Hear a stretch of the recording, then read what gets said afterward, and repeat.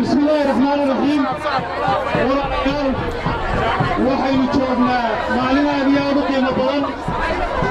waxaanu aad iyo aad ugu mahad celinaynaa dadweynaha reer Gabiley ee qiimaha iyo sharafta leh ee sida weyn u soo dhaweeyay waqtiga uu hogaaminaya madaxweyne ku-xigeenka qaranka Soomaaliland ay ka mid yihiin gudoomiyaha xisbiga kulmiye ahna musharax xisbiga gudoomiyaha ku-xigeenka golaha wakiilada iyo dhammaan madaxda qiimaha leh ee aad wada garanaysaan aad iyo aad baan soo dhaweyntiina idinku mahad celinaynaa wafdiga waxaanu leenahay soo dhawaada dhammaantiin waxaanu aad iyo aad shacabka gobolka Gabiley aanu u hambaleynaynaa gudoomiye ku-xigeenka xisbiga golaha wakiilada Axmed Yaasiin Sheekh Cali Ayaale oo wafdiga ka mid ah waxaanu leenahay walaalayaal fariinteenu hadal ma aha fariinta reer Gabiley waa ficil weyn xisbiga kulmiye halkaynu ka taaganahay socod baynu ku muujinay lug baynu ku muujinay isu soo dhex baad ku muujiseen soo sidaa ma aha xisbiga kulmiye Gabiley hore looguma tartami jirin maantana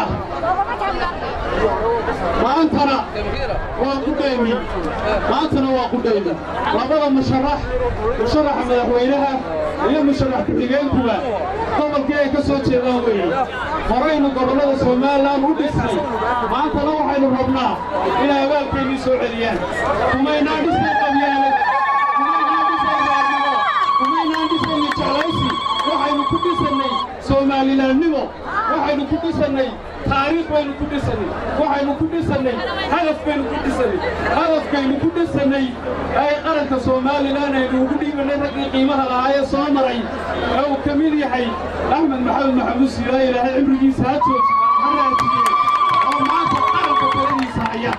waxaynu ku doorannay ee waxqabadka lahaa ee kartida lahaa soomuu rabayn kii baynu rabnaa innaguna inaynu halkii ka sii wadno innagoo soo xulnay oo ku garab taagan labada musharax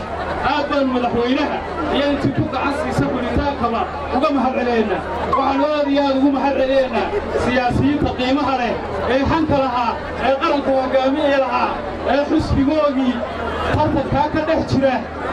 u tanaasulay mujaahid muuse biixi cabdi